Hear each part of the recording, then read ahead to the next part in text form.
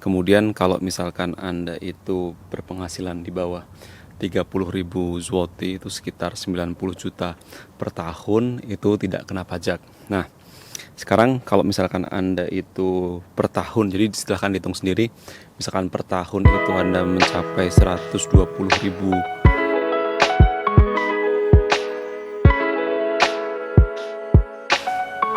Oke, halo semuanya, cuacanya hari ini benar-benar cerah sekali dan sekalian hari ini waktu gue mau minum kopi, jadi sekalian kita bikin oke. Halo, jumpa dulu dengan gue Dimas.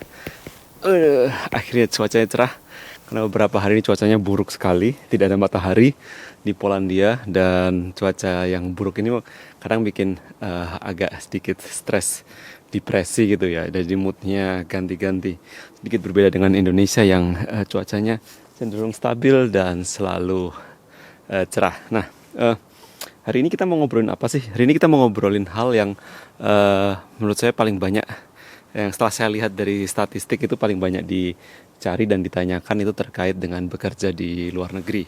Dan kita akan ngobrolin terkait dengan bekerja di Polandia. Jadi gimana sih kerja di Polandia itu, dan komponen tax atau pajaknya itu seperti apa, atau komponen gajinya itu seperti apa. Ini hal yang menurut saya sangat menarik, dan mungkin karena dari pengalaman saya kerja di sini, jadi saya mungkin bisa share sedikit ya. Oke, kayaknya ini bener-bener panas, nggak perlu pakai topi deh. Oke, jadi beberapa komponen gaji di Polandia itu yang menurut saya sangat clear gitu ya. Jadi ini sesuatu yang menurut saya patut dicontoh. Itu adalah kalau di negara-negara Eropa itu sistem perpajakan dan sistem penggajian itu semuanya harus terang benderang. Jadi nggak ada sudut-sudut di mana pekerjaan itu gaji atau pajaknya itu tidak dilaporkan. Semuanya itu harus clear.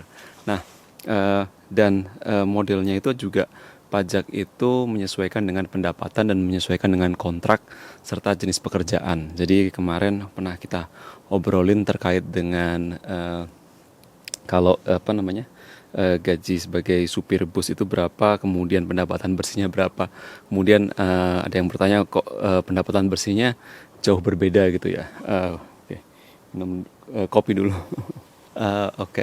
Jadi pendapatannya itu benar-benar beda, itu seperti ini. Jadi di Polandia itu kalau misalkan Anda itu masih di bawah 26 tahun dan Anda masih berstatus sebagai pelajar gitu, itu Anda pajaknya sangat kecil dan bahkan kadang tidak dikenakan pajak ya. Kemudian kalau misalkan Anda itu berpenghasilan di bawah 30.000 zloty, itu sekitar 90 juta per tahun, itu tidak kena pajak. Nah, sekarang kalau misalkan Anda itu per tahun, jadi silahkan hitung sendiri, misalkan per tahun itu Anda mencapai 120.000, di bawah 120.000 zloty, itu sekitar di bawah sekitar 480 juta atau 500 juta, Anda kena pajak 12%. Tapi kalau udah per tahunnya lebih dari 500 juta, Anda kena pajak 32%. Nah, sekarang hitung-hitungnya gini.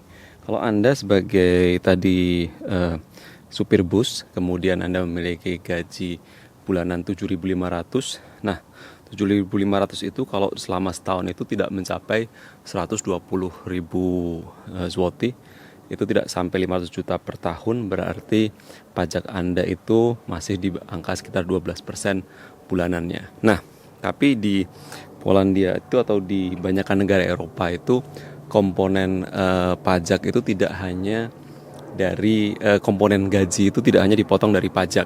Jadi yang pertama itu Anda akan dipotong dulu dengan yang namanya asuransi. Nah, asuransi ini jadi kalau di Indonesia tuh modelnya kayak BPJS gitu kali ya. Jadi di BPJS itu kan kalau di Indonesia kadang tahu itu dipotong gaji apa enggak.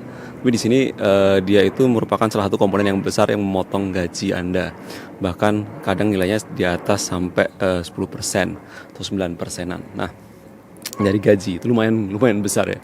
Kemudian saya juga berikan kalkulasinya di bawah ini, jadi kalau Anda mau lihat. Nah, kemudian kalau misalkan potongan kedua itu adalah asuransi yang sifatnya flood. Jadi kayak misalkan asuransi semisal Anda terkena musibah yang membuat Anda itu tidak bisa bekerja, kayak misalkan tangan Anda patah atau cedera, mereka menulisnya sebagai disability insurance ya.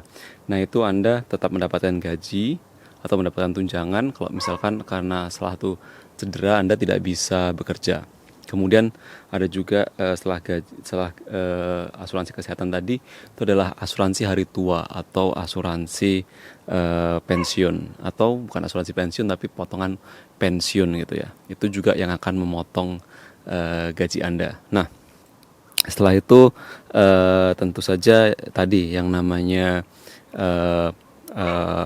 pajak. Nah, pajak ini juga dia itu kalau di luar negeri atau di Polandia Anda benar-benar bisa mendapatkan manfaatnya. Jadi kalau misalkan Anda melihat pembangunan atau infrastruktur dan beberapa fasilitas-fasilitas yang ada itu benar-benar memperlihatkan kalau pajaknya itu benar-benar digunakan untuk membangun infrastruktur ya. Sama hal lain yang juga sebenarnya menarik di sini itu adalah di luar negeri ini ada yang namanya Anda bebas menentukan sendiri di akhir tahun itu 1% dari pajak Anda tuh mau dialokasikan kemana. Jadi kayak misalkan di sini di akhir tahun tuh selalu ada pertanyaan 1% dari gaji Anda atau dari pajak Anda. Saya kurang tahu. Tapi nilainya lumayan gede sih. Misalkan mau Anda alokasikan ke sebuah NGO atau ke sebuah klub kesehatan atau olahraga, itu sebenarnya ada di situ. Nah, itu tadi. Jadi kalau hitung-hitungnya gimana gitu ya. Jadi hitungannya gini, kalau Anda dapatkan gaji sekitar 7.500 tadi, berarti bersihnya itu sekitar 5.000-an. Jadi Anda itu sekitar 33% dari gaji Anda tuh diambil, dipotong, dan Anda bisa mendapatkan bersih 68%. Nah,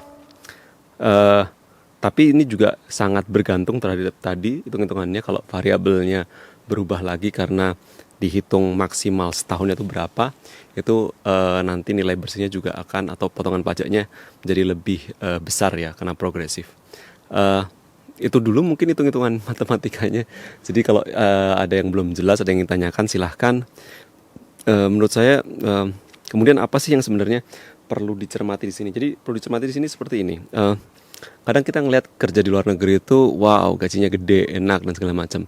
Tapi sistem pekerjaan di luar negeri itu benar-benar membuat orang yang bekerja di sini itu berkontribusi aktif terhadap pembangunan di negaranya atau di Polandia ini.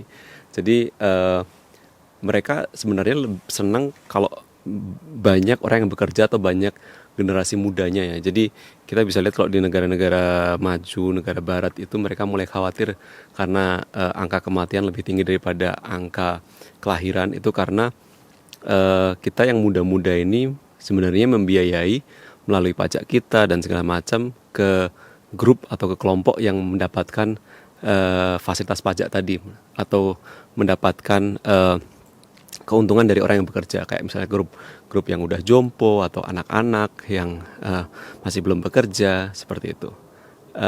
Itu kalau ada yang belum jelas silahkan ditanyakan, dan sampai jumpa di vlog lainnya. Mudah-mudahan membantu. Thank you.